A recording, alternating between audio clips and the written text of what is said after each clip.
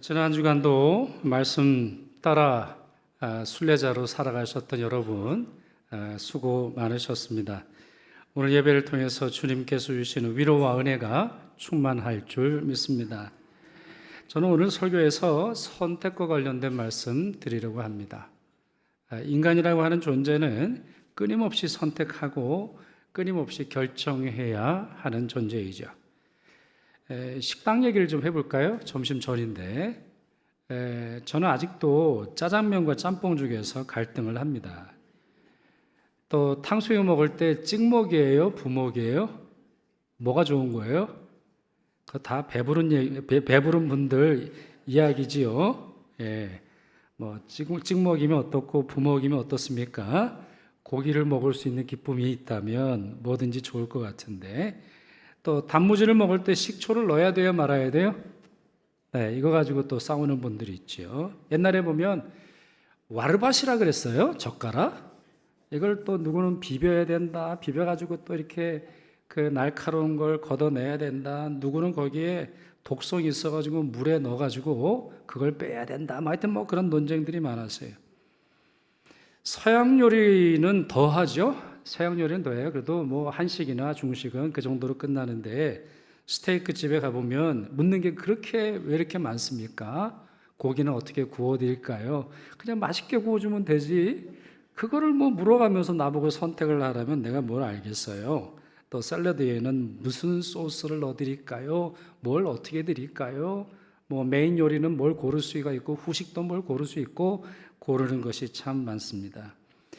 그런 점에서 사르트르라고 하는 실존주의 철학자의 말이 그럴듯합니다. 인생은 B와 D, 그러니까 birth, 탄생과 D, death, 죽음 사이에 있는 C이다, 선택이다, 이런 말을 합니다. 2부 예배 중에도 뭐 같은 설교를 제가 합니다만, 그분은 어떤 분은 이런 얘기를 하시더라고요. 인생은 B와 D 사이에 J다, 지저스다, 이렇게 멋있게 말씀을 하시는데 그렇습니다. 틀린 말이 아니에요. 이게 신앙의 눈으로 봐도 그런 것 같습니다. 모세가 신명기 30장 말씀을 선포했을 때 그 말씀을 듣는 이들의 부모는 극소수를 제외하고 아마 5손가락에 꼽을 수 있으리라고 생각을 하는데, 그들을 제외하고는 모두 광야에서 죽습니다. 그 이유는 그들의 잘못된 선택 때문이었죠. 잘 아시는 것처럼 가데스 바네아에서 정탐꾼들이 2개의 보고서를 냈는데, 하나님을 신뢰하는 이들의 보고서를 채택하지 않고 믿음 없는 자들의 그들이 작성한 패배와 두려움과 걱정거리로만 가득한 보고서를 선택했기 때문입니다. 그 선택의 결과가 민수기 14장의 상세에 나오는데, 그 중에 28절, 29절 말씀이 이렇습니다. 너희 말이 내 귀에 들린 대로 내가 너희에게 행하리니 너희 시체가 이 광야에 엎드러질 것이라. 여기서 굉장히 중요한 말이 나와요. 너희 말이, 여기서의 너희는 이제 이스라엘 백성들이죠. 보고서를 잘못 선택한 그들의 말이 내 귀에, 하나님 귀에 들린 그대로, 문장 그대로, 내용 그대로 되게 하겠다, 이런 말씀입니다. 무슨 말씀이에요? 그들이 받게 되는 벌은 그들이 하나님의 언약을 배반한 결과일 뿐만 아니라 그 벌의 내용은 그들이 선택한 말이 있다는 거예요. 그들이 선택한 말, 그들이 두려움 속에서 내뱉은 말, 하나님의 신앙에서 떠나서 자기들의 상상 속에서 이루어진 말들을 내뱉었는데, 하나님께서는 그들이 선택한 말과 문장과 상상이 그대로 이루어지게 하시겠다, 이렇게 말씀하시더라는 거죠. 그런 점에서 어떤 선택은 너무나도 중요하고, 그 선택의 결과로 인해서 또한 그 선택에 대한 책임으로 인해서 피해갈 수 없는 재앙과 재난과 고통을 겪어야 된다, 이와 같은 사실을 알 수 있는 것입니다. 자, 이런 부모에게서 태어난 사람들, 자, 그들의 나이는 대부분 30대 이하였을 텐데요. 많이 나이가 들어봐야 39살, 39살이었을 텐데, 모세가 그들에게 다음과 같은 당부를 했습니다. 그것이 오늘 본문에 나오는 말씀인데, 내가 오늘 하늘과 땅을 불러 너희에게 증거를 삼노라. 내가 생명과 사망과 복과 저주를 내 앞에 두었은즉 내가 너와 내 자손이 살기 위하여 생명을 택하고 내 하나님 여호와를 사랑하고 그의 말씀을 청종하며 또 그를 의지하라. 이렇게 촉구했습니다. 자, 문장의 내용을 보십시오. 문장의 내용은 간단합니다. 복잡하지 않죠? 자, 대칭을 이루는 두 개의 구가 나오죠. 생명과 사망, 복과 저주. 이 네 개의 단어가 서로 대조를 이루면서 상반되어 열거되어 있습니다. 그러면서 살기 위해서 생명을 택하라. 생명을 택하라. 이렇게 말씀하시죠. 자, 이 말씀을 통해서 우리가 여러 가지 깨달을 수 있는데 그 중에 세 가지 말씀드려 볼까요? 첫째, 하나님은 모호하게 말씀하지 않으세요. 하나님의 말씀, 하나님이 우리에게 주시는 것을 하는 것은 모호하잖아요. 길을 떠나야 하는 여행자에게 아니면 자기 자녀에게 지혜롭고 경험이 많은 가이드나 부모가 이정표를 보여주면서 이리로 가면 살고 저리로 가면 죽는다 설명해 주는 것처럼 인생의 갈림길에서 하나님께서는 우리가 가야 할 방향을 명확히 알려주세요. 둘째, 하나님이 우리에게 주고자 하시는 것은 복과 생명이지 저주와 죽음이 아니에요. 하나님은 우리에게 복을 주기를 원하세요. 하나님은 우리에게 생명을 주고자 하십니다. 시편 16편 1절에서 다윗은 이렇게 노래했죠. 주께서 생명의 길을 내게 보이시리니 주의 앞에는 충만한 기쁨이 있고 주의 오른쪽에는 영원한 즐거움이 있나이다. 그러니까 하나님의 임재 속에서 하나님과 함께하는 삶 속에서 하나님이 원하시는 삶 속에서는 즐거움과 기쁨이 있는 것이고 생명이 충만하게 된다. 이렇게 설명하고 있죠. 예레미야에게 하나님은 망해가는 이스라엘의 처지를 안타까워하시면서 정말 하나님이 원하시는 것이 무엇인지를 다음과 같이 말씀하셨습니다. 여호와의 말씀이니라. 이거는 여호와로부터 들은 말씀이라는 거예요.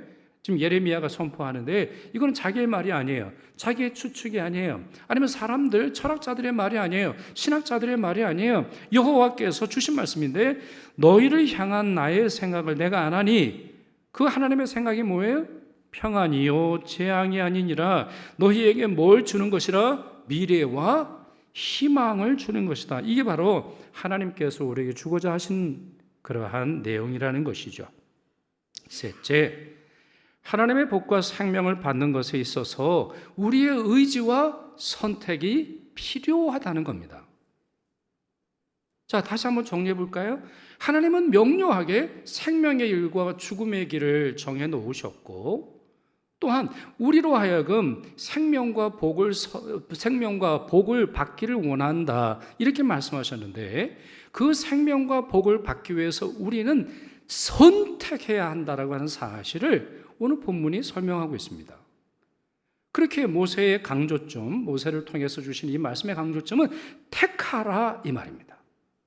사실 이 메시지는 여호수아 24장, 여호수아가 이제 죽을 날이 멀지 않았을 때도 같은 그러한 내용으로 이스라엘 백성들에게 촉구하는 것을 볼 수 있습니다. 한국 교인들이 좋아하는 말 중에 하나가 강권적 은혜입니다. 강권적 은혜가 뭐죠? 하나님이 끌고 가는 은혜. 우리가 뭘 하든지 간에 하나님께서 우리를 끌고 가셔서 우리의 의지와 우리의 선택과는 상관없이 하나님께서 그냥 무조건적으로 나에게 복과 은혜를 달라고 하는 것인데 실상은 하나님의 전능하심을 의지하기 때문이 아니라 자기의 마음대로 살다가 그 결과만은 좋은 것을 기대하는 사람들의 마음인 것입니다. 여러분, 오마카세 식당 사람들이 참 좋아합니다. 오마카세 식당이 뭐죠? 오마카세가 뭐예요? 주는 대로 먹는 거예요. 그날 있는 재료를 가지고 식당 주인이나 요리사가 요리해서 주면 먹는 거예요. 먹기 싫으면 그냥 나가면 되는 거예요. 또 한국 사람들 보면 욕쟁이 할머니를 좋아해요, 식당에. 그래서 어디는 아예 그냥 욕쟁이 할머니 간판에 써놨어요. 왜 욕쟁이 할머니가 좋아요? 욕을 들으면 우리가 막 식욕이 막 돋아납니까? 그런 거 아니에요. 사람들이 좋아하는 말이 뭐라는 거예요? 주는 대로 먹어. 이렇다라는 거예요. 그러니까 사람들의 마음속에서는 내가 선택할 수 있는 권리가 있지만 그 선택으로 인한 결과와 열매에 대한 두려움 때문에 누군가가 알아서 나에게 잘해 주었으면 좋겠다, 이런 생각을 갖고 있는 거예요. 그래서 이와 같은 마음 때문에 사람들은 독재자를 좋아합니다. 독재자를 좋아해요. 굳이 나에게 선택하라 말하지 않고 내 의견이 뭐냐, 내 생각이 뭐냐 묻지 않고 그냥 알아서 결정해서 나 그냥 행복하면 된다, 이런 생각으로 인해서 많은 경우 정치적인 독재자가 탄생하게 되는 것입니다. 그러나 하나님은 뭐라고 말씀하신다고요? 선택하라. 택하라.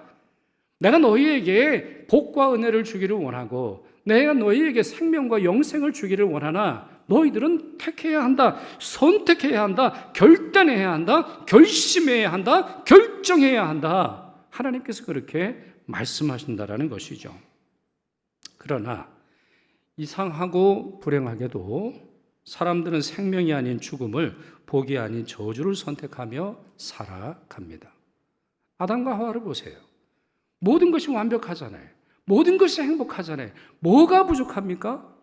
뭐하러 아담은 하나님의 말씀이 아닌 자기 부인의 말을 선택하는 것이며, 뭐하러 하와는 하나님의 말씀이 아닌 선악을 알게 하는 나무 열매를 먹지 말라고 하시는 그 말씀을 어기고 마귀의 말을 듣게 되는 것입니까? 왜 요한계시록에 있는 수많은 하나님의 경고와 메시지 속에서 분명히 점점 다가오시는 하나님의 나라가 있다라는 말씀을 하심에도 불구하고 사람들은 세상 나라의 도취가 되어서 그것에서 함께 망하는 것입니까? 이 선택의 중요한 원리를 알지 못하기 때문이죠. 자, 그렇다면 생명과 복을 선택한다라고 하는 건 무엇을 의미하는 겁니까? 도대체 그 실체가 뭐길래 사람들은 복이 아닌 저주를 선택하고 생명이 아닌 죽음을 선택하는 것일까요? 16절과 20절이 그 해답을 알려주는데 그 중에서 20절 조금 더 간단 명료한 말씀을 읽어보겠습니다. 첫째, 내 하나님 여호와를 사랑하고, 둘째, 그의 말씀을 청종하며, 셋째, 또 그를 의지하라. 자, 세 가지죠. 첫째가 뭐예요? 하나님을 사랑하고, 둘째, 하나님의 말씀을 청종하고, 셋째가 뭐예요? 그를 의지하는 거예요. 사랑하라고 하는 말은 하나님과의 깊은 관계를 의미합니다. 그죠? 신과 신을 경배하는 신자의 관계가 아니라 정말 사랑이 넘치는 관계가 되기를 원하시는 것이죠. 청종은 뭡니까? 들을 청, 종, 따를 종, 듣고 따르라는 거예요. 들은 말씀대로 따르라는 거예요. 남의 말씀 쫓아갈 필요 없어요. 남에게 주신 말씀 그거 부러워하실 필요 없어요. 남에게 주신 예언과 남에게 주신 하나님의 말씀 그거 쫓지 말고 나에게 주신 말씀을 따라 그대로 살아가는 게 복과 은혜와 생명의 길이라는 거예요. 그리고 셋째, 의지하라 이렇게 되어 있죠. 영어로는 holding fast라고 되어 있는데 이 말은 단단히 붙들어라, 떨어지지 않도록 하라, 꼭 매달려 있어라, 이런 말이에요. 이 단어가 처음 사용되는 문장이 창세기 2장 24절이에요. 남자가 부모를 떠나 자기 아내와 합하여 두 사람이 한 몸이 될지라. 이 문장에서 합한다라고 하는 단어가 바로 오늘 본문에 나오는 이 말씀, 의지한다라고 하는 단어와 같습니다. 그러니까 하나님과 합한다라고 하는 말, 하나님께 의지한다고 하는 말은 세상을 의지하지 않는다라고 하는 말이죠.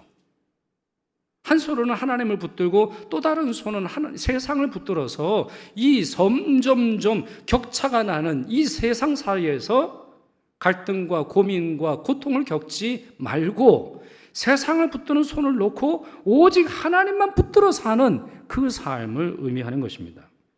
모세가 이렇게 살지 않았나요? 이렇게 산 사람들이 정말 많이 있는데 그 중에 모세 언급할 수 있겠습니다. 그는 애굽의 왕자로서 모든 부귀영화를 누릴 수 있었습니다. 그러나 자신의 신분과 세상의 영광을 내려놓고 하나님의 뜻을 따라 살고자 했습니다. 자, 그 사실을 히브리서 11장 그러니까 신약에 나오는 책에서 이렇게 설명하고 있는데, 믿음으로 모세는 장성하여 바로의 공주의 아들이라 칭함받기를 뭐 했다고요? 거절했어요. 사양했어요. 선택하지 않았어요. 그러니까 정확하게 말하면 거절하는 것을 선택하는 거죠. 끊어내는 걸 선택하는 거예요. 또한 말씀이 계속됩니다. 도리어 반대로 하나님의 백성과 함께 고난받기를 선택했어요. 잠시 죄악의 낙을 누리는 것 더 좋아하고, 이것보다 잠시 죄악의 낙을 누리는 것보다 더 좋아하고, 그리스도를 위하여 받는 수모를 애굽의 모든 보화보다 더 큰 재물로 여겼으니 이는 상 주심을 바라봄이라. 그렇습니다. 모세는 앞으로 주어지는 상을 선택했어요.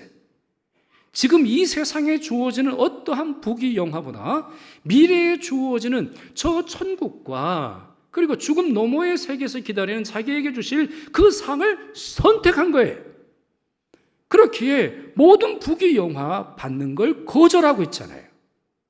그는 애굽의 시민이면서 동시에 하나님 백성과 함께할 그러한 세상을 살지 않고 선택적 삶을 살아가는 걸 볼 수 있습니다. 왜 그랬을까요? 그는 왜 그렇게 행동합니까? 당연히 오늘 말씀에서 있는 그 말씀이 적용되죠.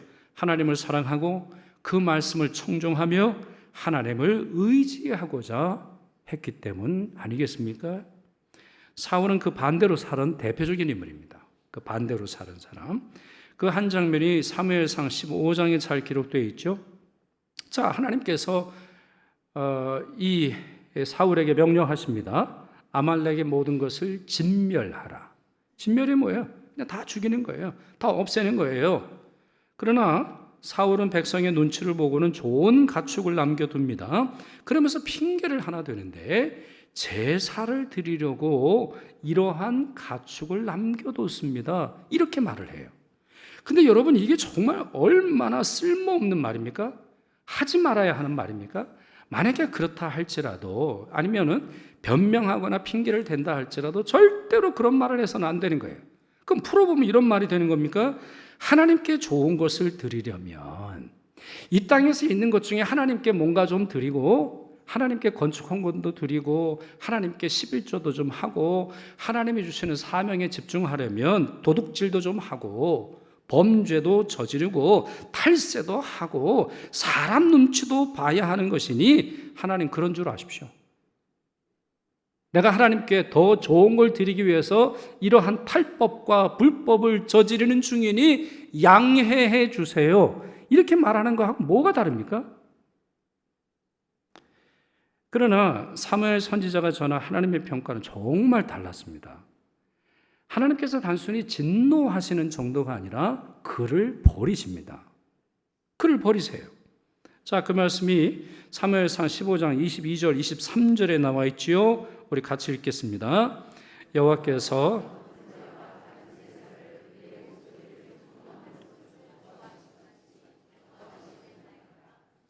순종이 제사보다 낫고 듣는 것이 순양의 기름보다 나으니 왕이 여호와의 말씀을 버렸으므로 여호와께서도 왕을 버려 왕이 되지 못하게 하셨나이다.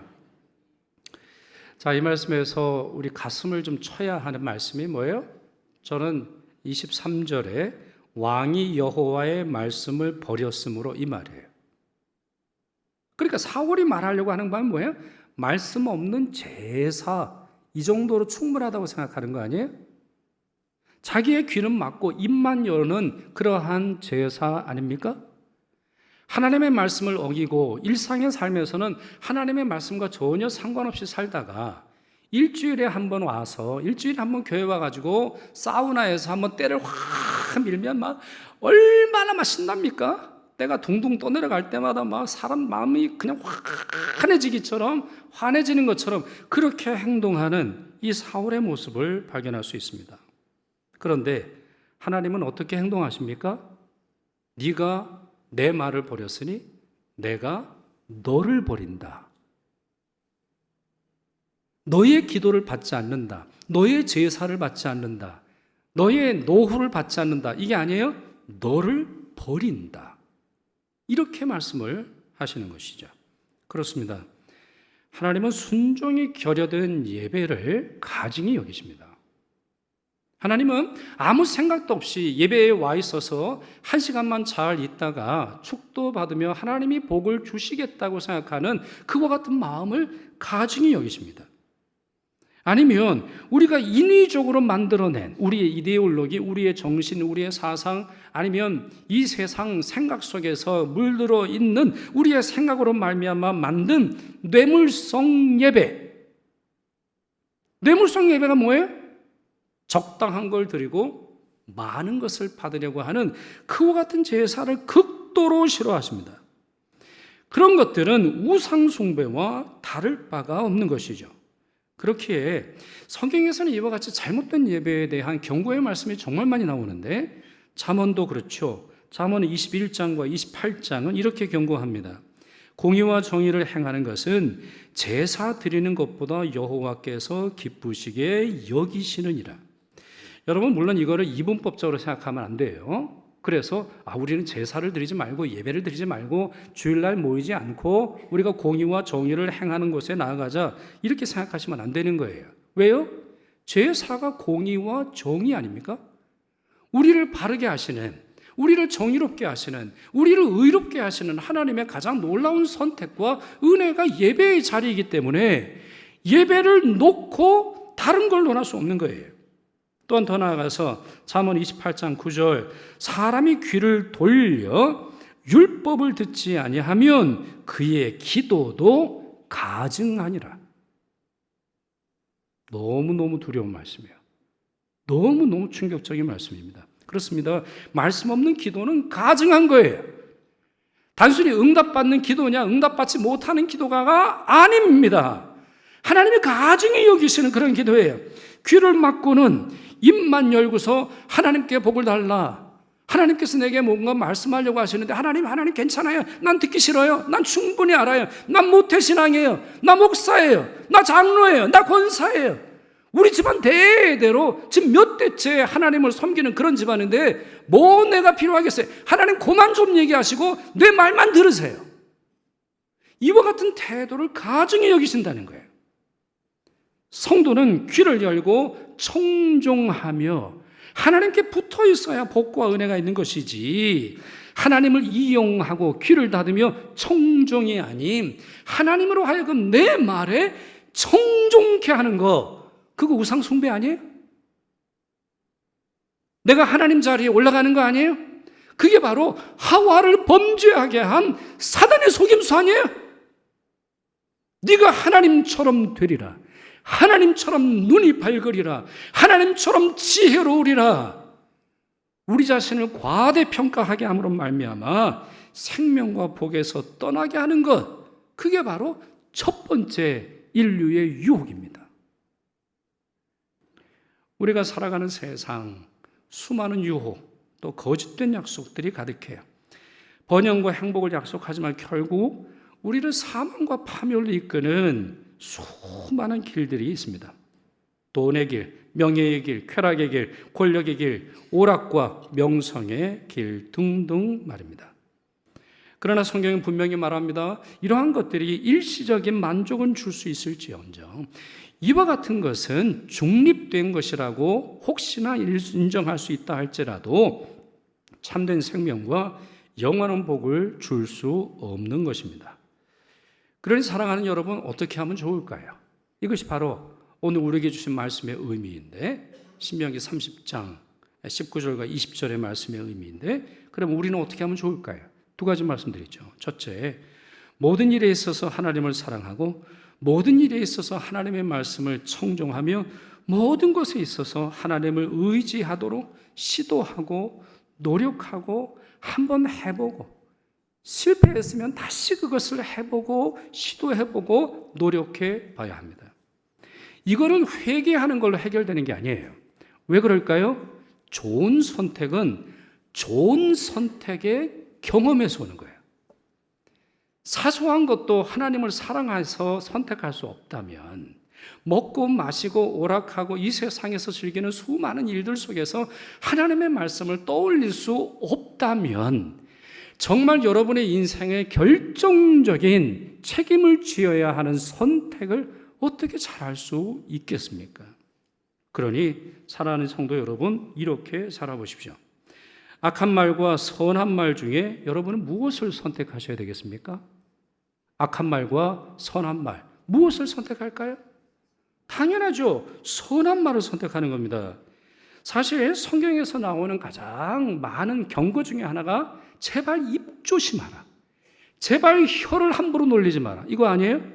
잠언 18장 21절 보세요. 죽고 사는 것이, 자, 여기서 죽고 사는 것은 남을 죽이고 남을 살리는 것뿐만 아니라 내가 죽고 내가 사는 것을 포함해요.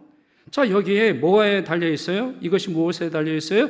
혀의 힘에 달렸나니 혀를 쓰기 좋아하는 자는 혀의 열매를 먹으리라. 무슨 말입니까? 여러분 혀의 열매를 따라 살아가요? 여러분 어떻게 사셨어요? 한 주일간? 만약에 우리 혀의 열매를 따라 살아갈 때 우리 행복할 수 있는 사람이 없어요. 우리 뭘 따라 살아가죠? 은혜의 힘을 따라 살았잖아요. 그러나 그 모든 은혜의 힘을 받지 못하게 하는 힘이 어디 있다는 거예요? 이 혀에 있다는 거예요. 여러분 스스로 생각을 해보십시오. 내가 입을 열면 사람들이 불행해져요. 내가 말만 하면 사람들이 피해요. 내가 뭔가 말만 하면 분쟁이 일어나고 사람들이 분노를 합니다. 그러면 빨리 알아차리셔야 돼요. 내가 의로워서가 아니라 내가 잘못된 말을 선택하기 때문이에요. 되게 이런 분들이, 제가 이거 지금 표적 설교하는 거 아닙니다. 혹시 이런 표현을 반복적으로 설교하시는 분이 있다면 전 전혀 모르니까. 이런 분들이 자주 사용하는 말이 있죠. 내 말이 틀리면 손바닥에 장을 지진다. 나는 한 번도 손바닥에 장 지진 사람을 본 적이 없어요. 그리고 남들에게 물어. 내 말이 맞아 틀려. 내 말이 맞아 틀려. 길거리를 가봐. 내 말이 다 맞다고 이야기하지. 여러분, 말이라고 하는 것은 내용뿐만 아니라 그 말을 담는 표현이 얼마나 중요합니까? 세상에 애들이 제일 듣기 싫어하는 뭐래요? 잔소리예요. 잔소리의 특징이 뭐예요? 맞는 말인데 기분 나쁘게 하는 거예요.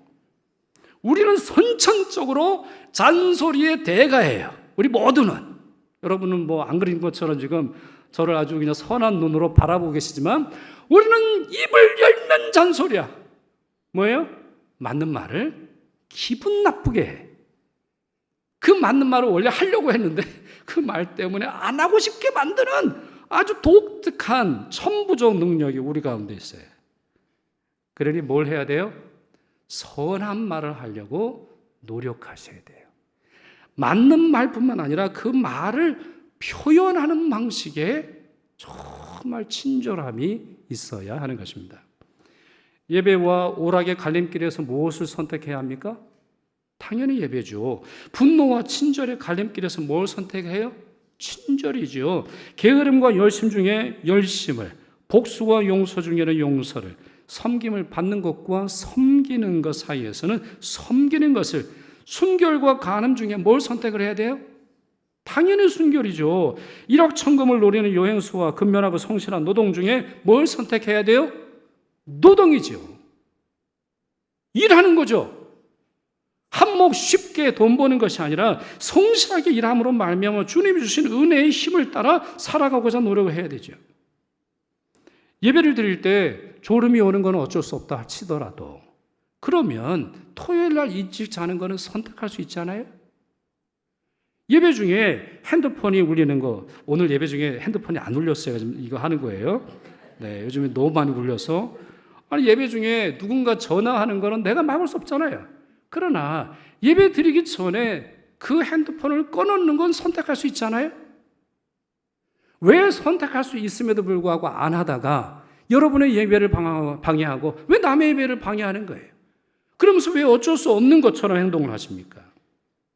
그런 점에서 다시 말씀드립니다. 중요한 순간에 복과 생명을 선택할 수 있으려면 이렇게 작은 것 하나하나 이르기까지 하나님을 사랑하고 하나님의 말씀을 청종하며 하나님을 의지하는 습관과 연습과 체질과 그리고 이 경험치가 필요한 것입니다.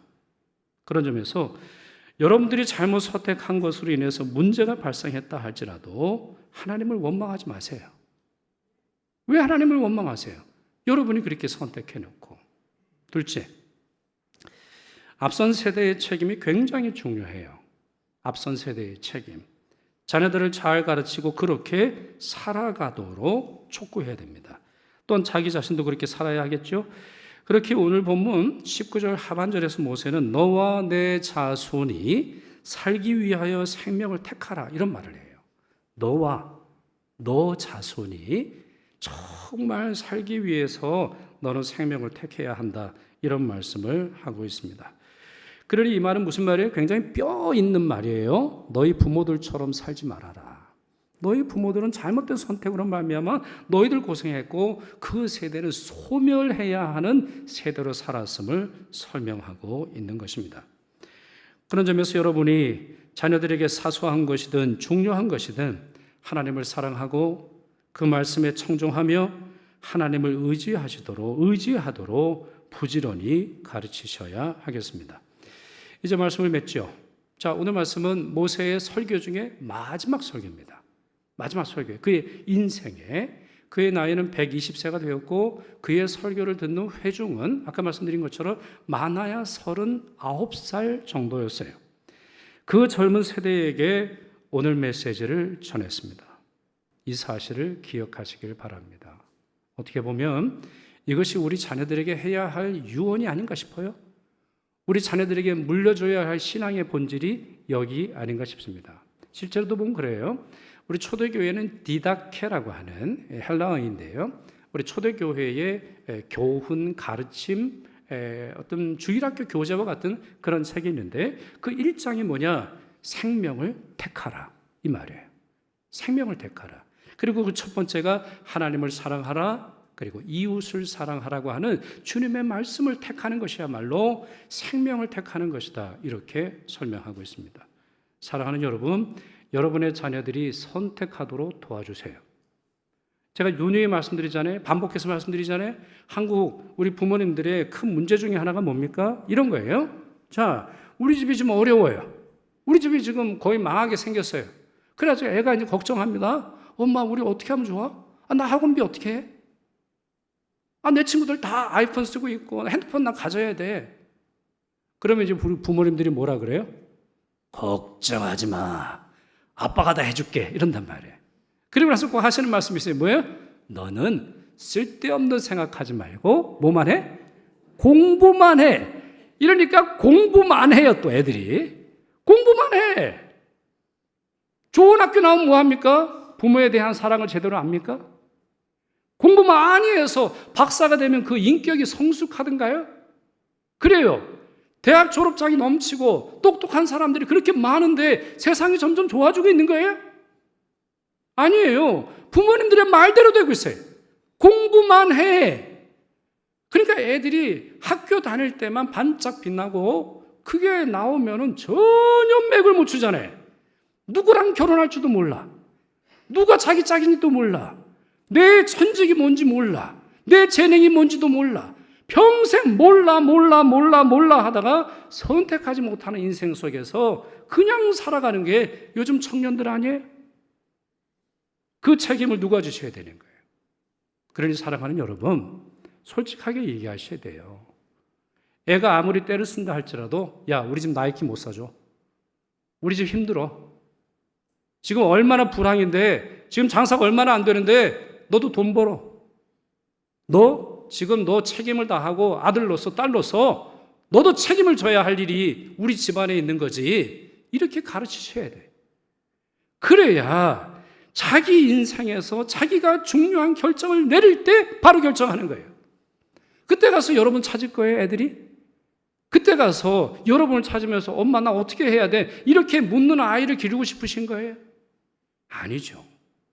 아이들에게 선택할 수 있는 기회를 주세요. 그리고 여러분도 여러분 인생을 선택하시면서 좋은 선택의 열매가 얼마나 풍성한지 아이들에게 보여주세요. 그리고 그 아이들이 그 인생을 선택하고 정말 내 부모처럼 살았더니, 내 부모의 인생의 길을 내가 선택해 살았더니 복과 생명을 하나님이 주신다, 이렇게 증언하는 여러분들의 자녀, 여러분들의 가정 되기를 축원합니다. 기도하겠습니다. 복과 은혜, 구원과 생명, 치유와 회복을 주고자 하시는 삼위 하나님, 한량없는 하나님의 자비와 은사에 감사드립니다. 이 땅을 살아갈 때 하나님이 원하시는 것을 저희들이 선택하고 결단하여 살게 하옵시고, 그리하여 저희와 저희 자녀들이 생명과 평화를 누리며 살도록 도와주옵소서. 우리의 유일한 구세주이신 예수 그리스도의 이름으로 기도드리옵나이다. 아멘.